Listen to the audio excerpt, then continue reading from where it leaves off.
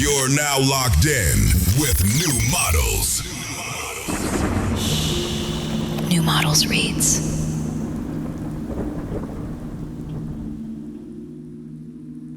Welcome to New Models. I am your host, Carly Busta. And I'm Lil Internet. If you're a regular listener to the show or are active in the New Models Discord, you know that the term Neo-Orality has been a common refrain lately. In short, the idea is that in the beginning, human society was organized by spoken language. To transmit information, you had to speak it. To receive information, you had to hear it. For information to persist across generations, it had to be memorable, mimetic. Hence, folk songs propelled by rhythm, melody, and rhyme, and mythology which wrapped important lessons in action-adventure narratives and juicy romantic sagas. With the emergence of writing, however, and particularly the rise of literacy, events start to be recorded in linear order. In turn, written history becomes possible, and with it, historical consciousness. This shift newly spatialized the idea of past and future along a unidirectional trajectory and profoundly reordered the way humans experience their existence. As New Models patron saint Willem Flusser put it in 1978, while deciphering an image, he writes, the eye scans a surface. While deciphering a text, it follows a line. Writing creates a kind of time that orders the eye while reading, he notes, a time that points to the end of a line, a time with a direction. You can see this difference very clearly in the shift in European painting conventions between the 14th and 16th centuries. In medieval icon painting, the space is flattened and figures are highly stylized, the composition inviting the viewer to project themselves into the space of the painting to commune with the divine. With the Renaissance, the use of one-point perspective starts locating viewers squarely outside the image, the painting now a story that is to be linearly read from frame to vanishing point. But we still have text, more text than ever. So why the suggestion of a neo-oral age? For media theorist Walter J. Ong, a grad student of Marshall McLuhan, aka on this pod, Big Mac, the fundamental feature of a textual, or what he calls a literary society, is that the written word persists. If a piece of information is written, it exists in a kind of stable state, theoretically forever. This condition makes linear history possible, but also modern forms of law, statecraft, science. Any feature of society where the written word in and of itself is both persistent and authoritative. By contrast, the spoken word is fleeting. Its influence is therefore contingent, not on what is said, but how it is said, and the performance and persona of who is saying it. The discussion of a neo-oral age in the New Model sphere comes from an observation that text in digital space now functions more like speech. And our shared global communication space starts to make a lot more sense when we approach our contemporary information sphere this way. With this line of thinking, we've been influenced not just by Flusser, McLuhan, and Ong, but also a host of present-day thinkers in and around New Models. This includes Kevin Munger, Jay Springett, Gideon Jacobs, Kay Alado McDowell, Dean Kissick, Daniel Felstead and John Lung, Olivia Kahn-Sperling, and subs Nicholas Bildsing-Czar and Chris Bloom, as well as Discord members at Varfs, at No Signal, at A1X, at UAIMS, at Leo CGCD, at Thusbrock, at Saint Strand, at Bidwat, at Ambugatan, and others. Discussion around a new orality first started popping up in the New Models Discord this past summer. Of course, Ong had talked about a second orality in his 1982 book, Orality and Literacy, The Technologizing of the World. But he goes somewhere different with that concept, so we'll bracket that for now. By fall, the New Models discussion had settled on the term neo-orality, but no one could quite remember where they first encountered it. A search for neo-orality on X brought up a thread from June by the user at Apralki, a self-described Gen Z neo-deep statist who accompanies posts with scanned pages from Baudrillard, Bataille, and Bourdieu, is as likely to praise the Frankfurt School as Palantir and has a young Harry Kissinger as his avatar photo. A Google search, on the other hand, led us to two papers from spring of 2025 by the scholar Jacqueline Fendt, who was perhaps the first to really define neo-orality.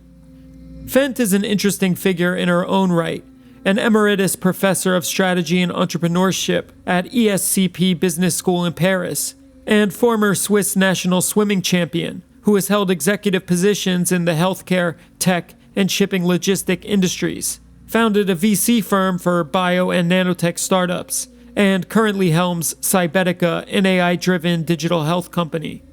She also, at age 73, happens to have a lot to say about vibes, and what she observes to be a massive ontological shift in human communication, from democracy to, as she puts it, vibocracy. Our wish is to have Jacqueline Fendt as a guest on the New Models podcast, and hopefully that will be possible at some point.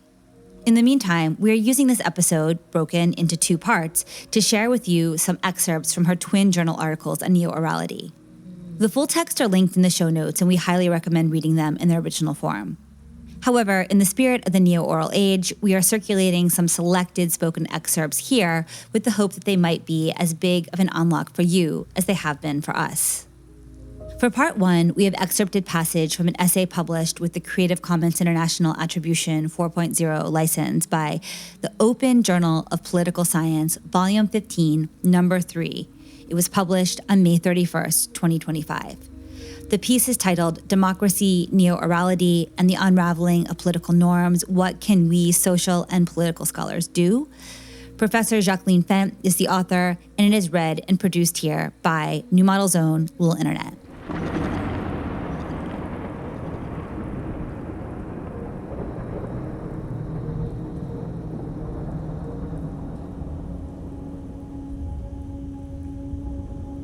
We used to think that democracy died with a bang, a coup, a war, a shuttered parliament. But more and more, it dies with a shrug. Not all at once, but drip by drip. Norms loosen, then snap. Courts are stacked. Journalists harassed. Facts lose their gravitational pull. And all the while, the rituals of democracy continue. Elections are held, laws passed, press briefings staged. But the substance shifts beneath the surface. This essay is about that shift. We ask not only what is happening to democracy, but how it is happening.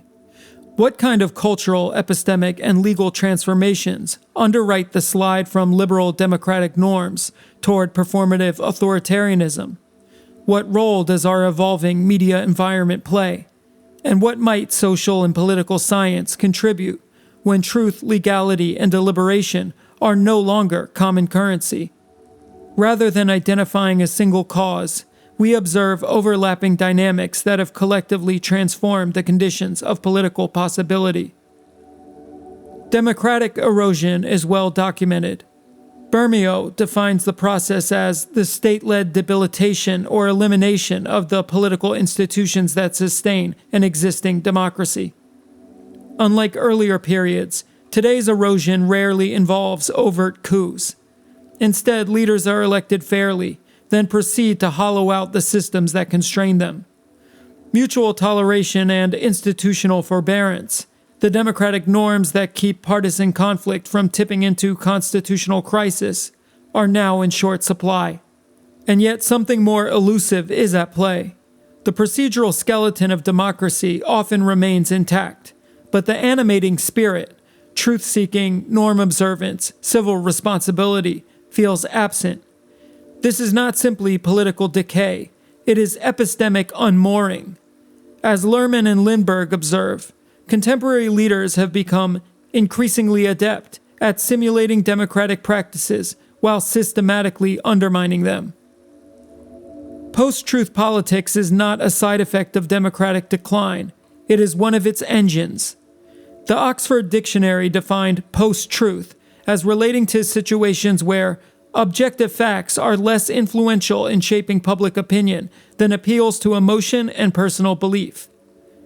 McIntyre argues that post-truth isn't the absence of truth, but the elevation of feeling over fact. Importantly, post-truth thrives not in a vacuum, but in an overloaded media environment. As Benkler, Ferris, and Roberts document in their analysis of the U.S. media ecosystem, the breakdown of shared narratives has enabled epistemic fragmentation, a condition in which different groups not only hold different opinions, but operate with fundamentally incompatible understandings of reality. Lying has become performative. As Hall, Kim, and Zuckerman-Sivan argue, Charismatic populists may gain credibility precisely because they lie.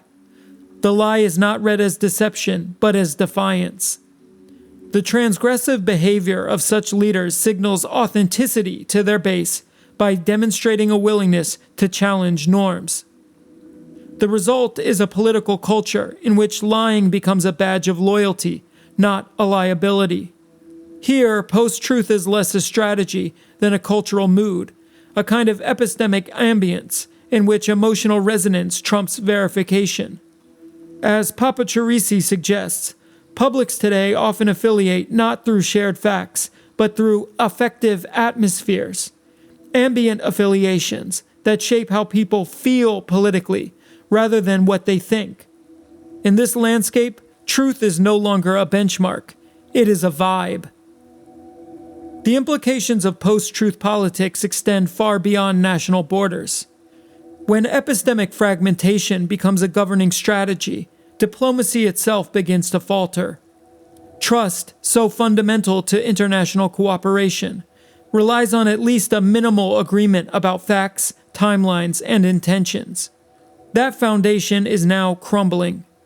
In 2024, Russian disinformation campaigns spread doctored videos suggesting Ukrainian officials had staged their own civilian casualties, claims that circulated faster than they could be debunked. Similarly, deepfakes attributed to leaders of the Taiwan region emerged during the 2024 local election, aiming to undermine cross-strait credibility.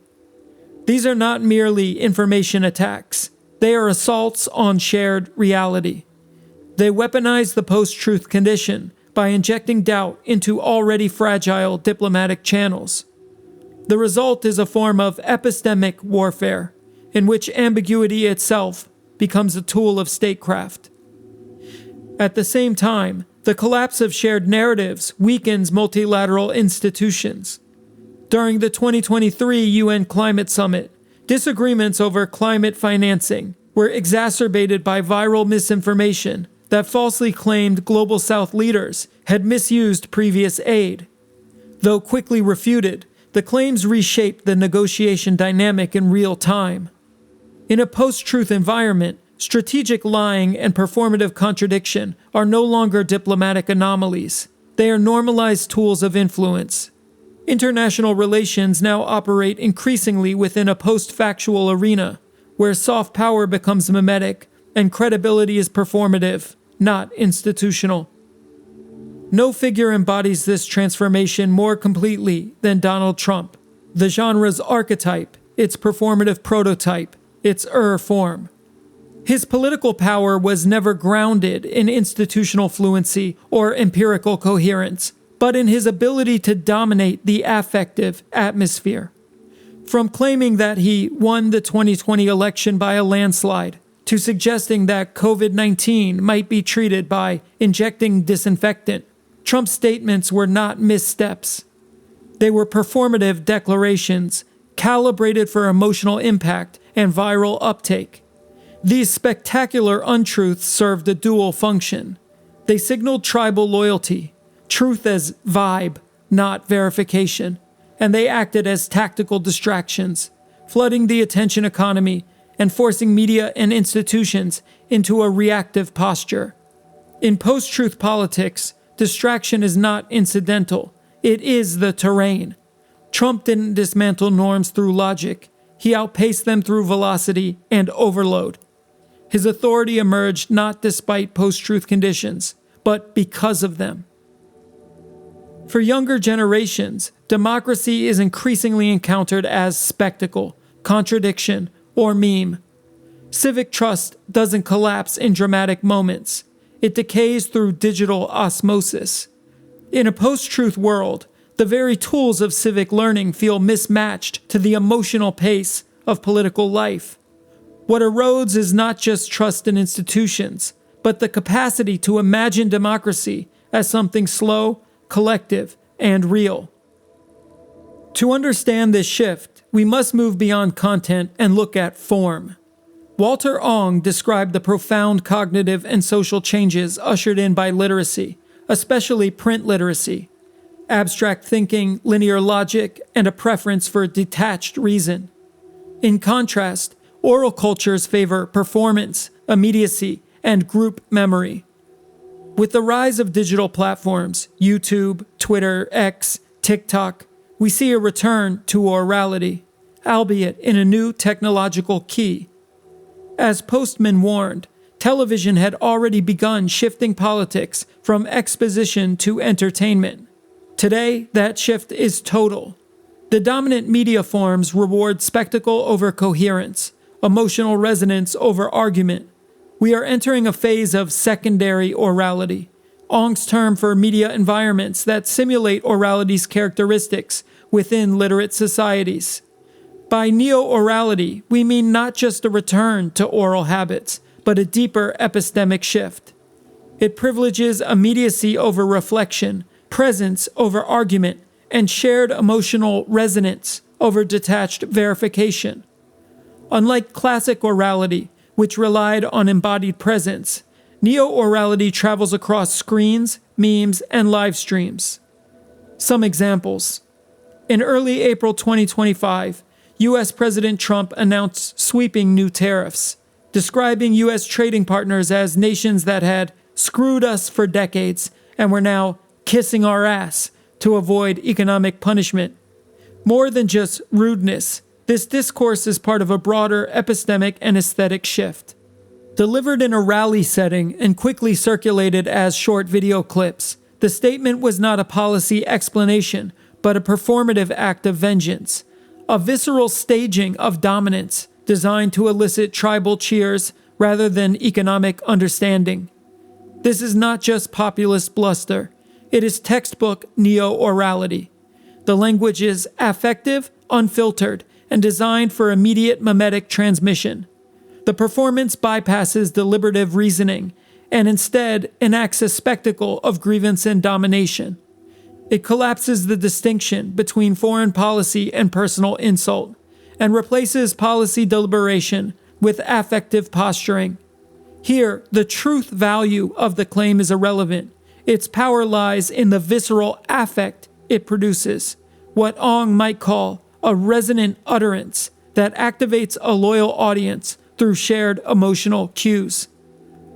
In India, Prime Minister Narendra Modi's public communication often blends ritual, direct address, and platform-native aesthetics. During a 2024 military standoff with China, he led a live stream mediation session broadcast nationally across TV and digital platforms. Speaking softly and rhythmically, he invoked breath, resilience, and civilizational wisdom. Though no explicit political message was offered, the event was widely circulated as 15-second reels, devotional edits, and meme clips, becoming a viral object of both reverence and remix. Strictly speaking, neo-orality refers to the return of oral-like features, immediacy, emotional resonance, liveliness, communal response, within digital-mediated, often hybrid forms. While Modi's broadcast leans heavily on visual aesthetics and ritual symbolism, it nonetheless operates within a neo-oral frame. His authority is enacted through cadence and presence, not logical proposition. The broadcast stages a collective, affectively charged experience, not to argue, but to resonate.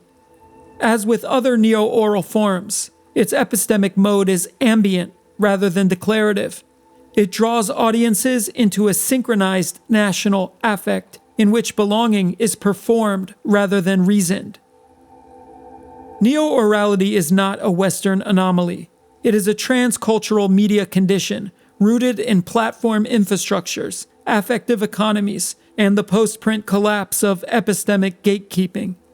While its emotional tones vary, national vengeance in the US, spiritualized resilience in India, the underlying communicative logic is strikingly consistent.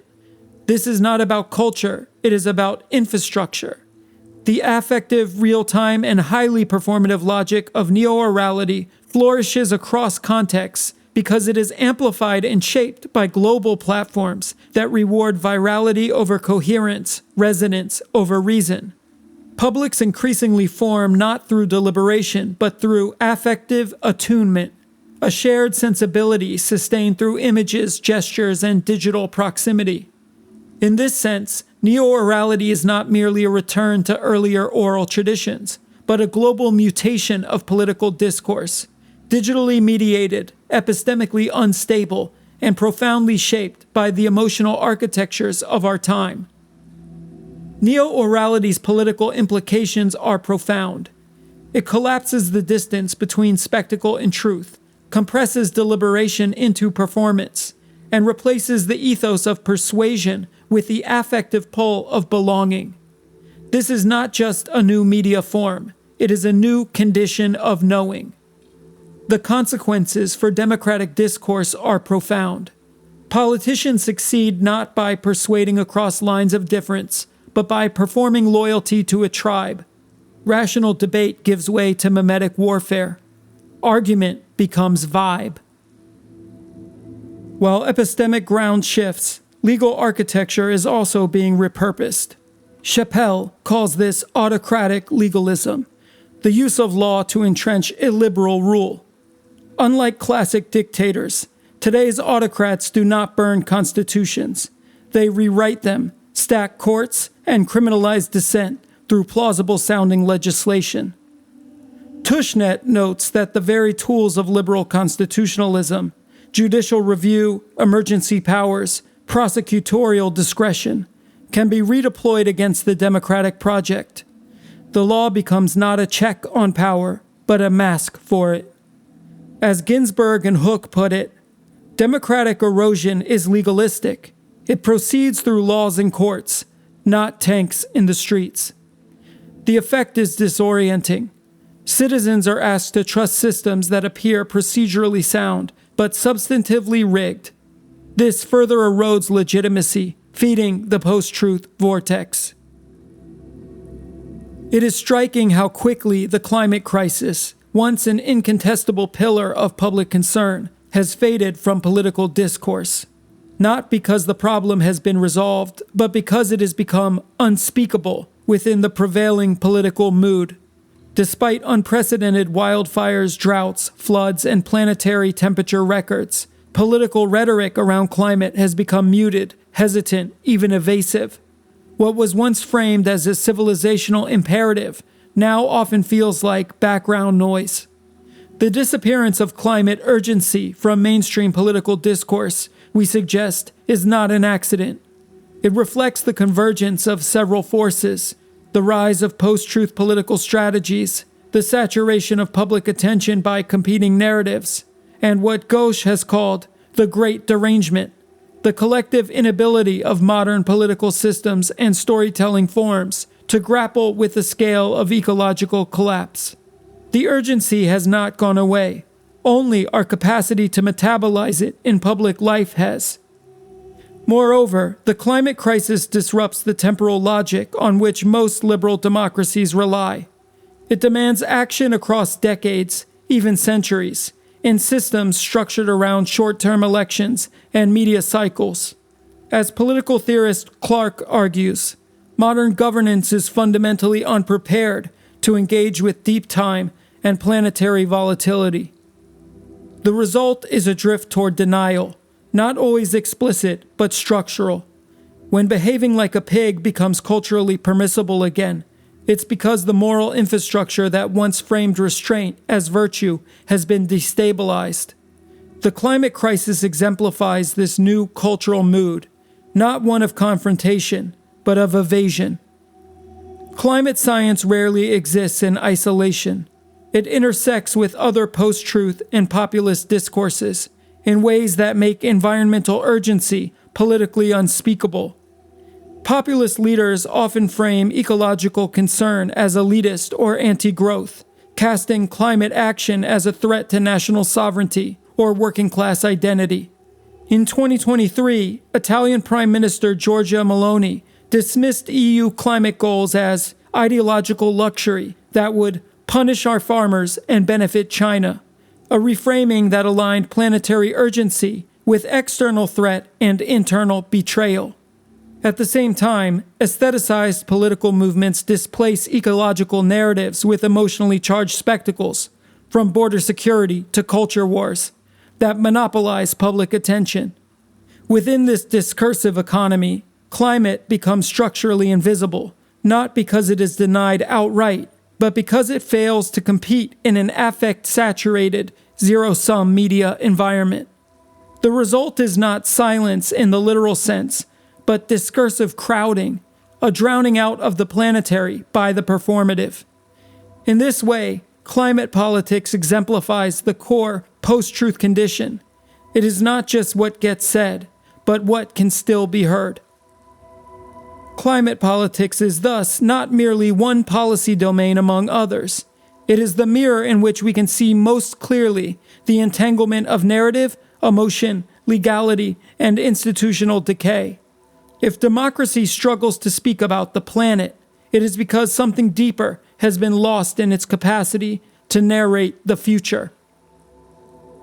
What if democracy is not dying, but mutating, not being dismantled, but reskinned? A politics that looks familiar on the surface, campaigns, courts, news cycles, but operates on fundamentally altered cultural and cognitive terrain. This paper has argued that the erosion of democratic norms must be understood not only institutionally, but epistemologically and technologically. The rise of neo-oral media cultures, the weaponization of law, and the performative turn in political identity formation together create a landscape in which liberal democracy, as we have known it, struggles to survive. And yet the story is not finished. Social and political science, if it is to meet this moment, might take risks, methodologically, conceptually, and normatively. We cannot afford to study democracy as if its basic conditions still hold. The question now is not simply whether democracies will endure, but what form they will take in a post-truth, post-print, neo-oral world. To borrow from Arendt, the political is always a space of appearance, of bodies and words thrown into the world. But what happens when that space is saturated with spectacle and stripped of shared reality? What kind of appearance is still possible? In such a landscape, truth does not disappear. It becomes ambient, affective, unstable, felt more than agreed upon.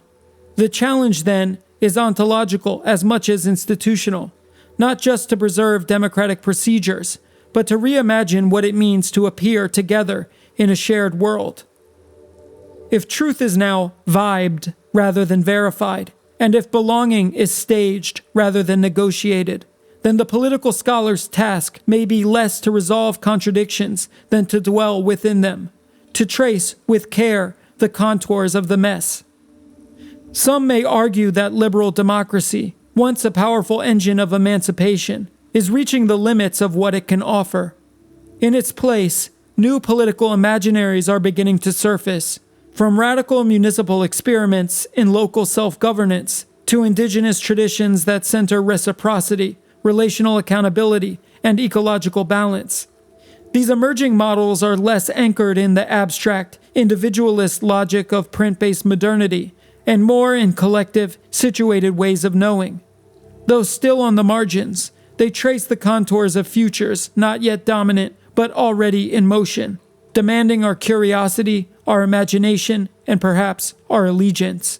And so, we keep watching, we keep listening, we keep trying.